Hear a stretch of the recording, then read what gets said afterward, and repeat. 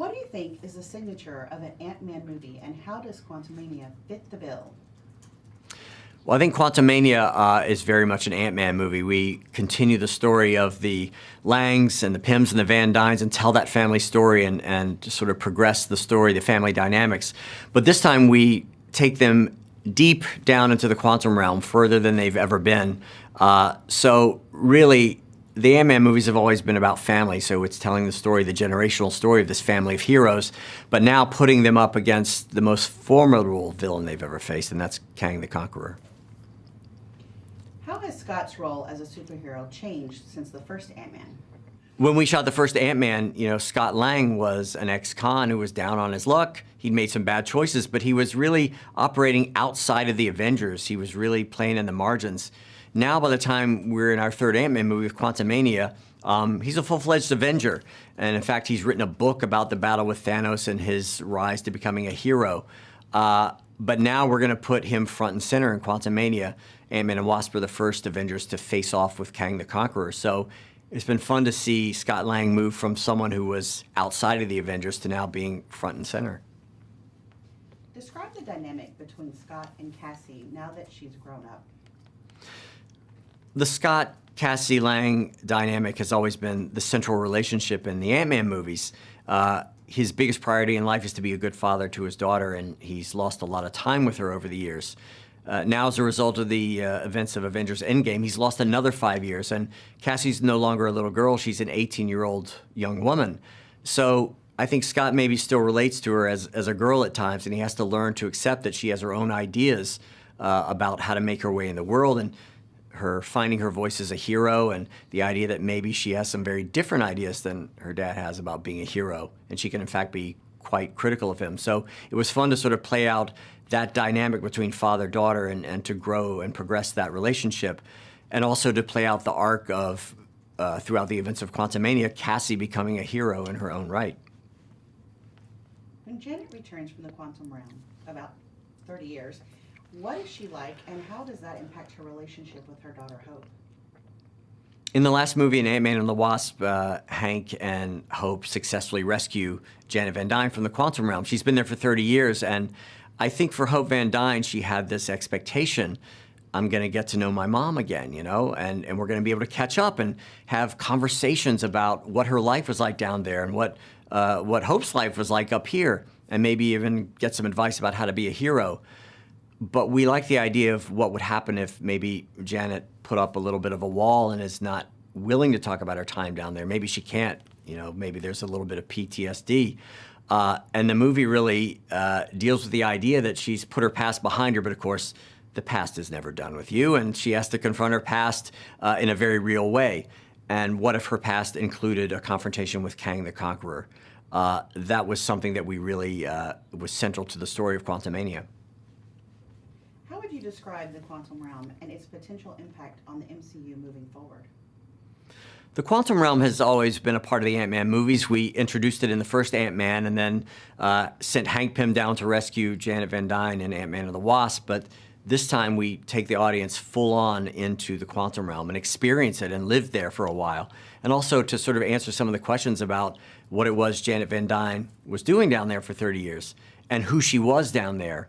We introduced her in this movie serving pizza to her family in a really domestic situation, which is nice. She's got some good family time, but after they're thrown into the quantum realm, we really start to see Janet come back to life and rediscover who she was down there and confront her past.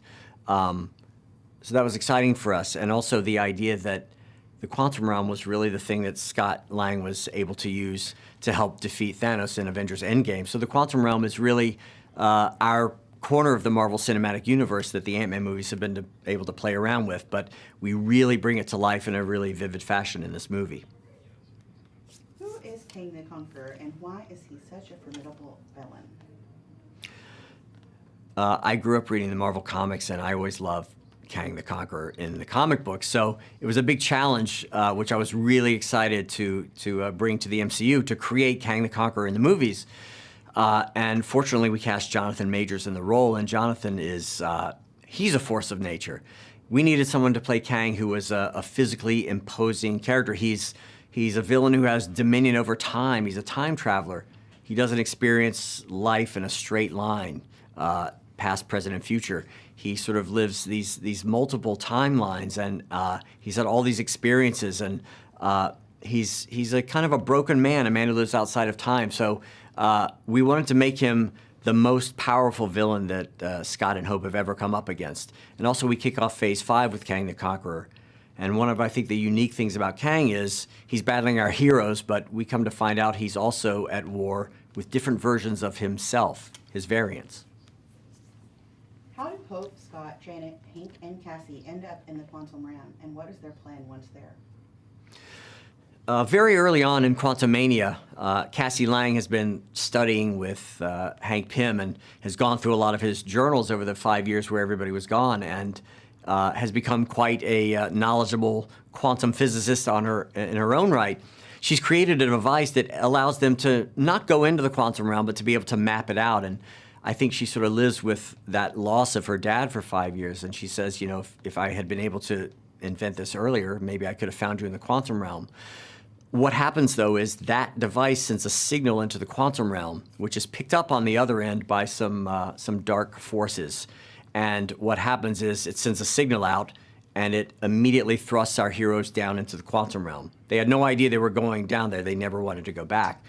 But they're forced to be down there now, and we find out that the reason they were thrust down there is there's someone down there who needs them, and maybe in particular needs Scott Lang and his ability to acquire things. So it's a bit of a quantum realm heist, and that someone is Kang the Conqueror.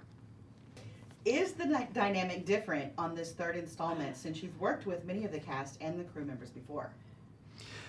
I think what's fun about having been able to do a trilogy of Ant-Man movies is we've been doing this for 8 or 9 years, and Paul, Michael, Evangeline, Michelle, and now Catherine Newton and Jonathan Majors, you know, we've sort of formed this Ant family, and we've been doing it together for a while, and the movie really is all about family and family dynamics, and behind the scenes we have our own family dynamics. So that's been fun, is to sort of like see everybody in their real life grow as we've you know, grown the family in the movies themselves.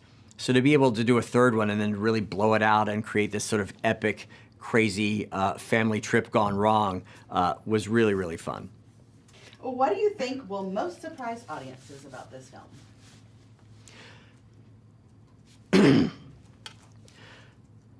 I think going into any of these movies, the biggest thing you want to do is surprise the audience. The worst thing you can do is to bore an audience or show them something that they've seen before. So as we took this movie and our characters into the quantum realm, I really wanted to finally present the quantum realm in all its glory.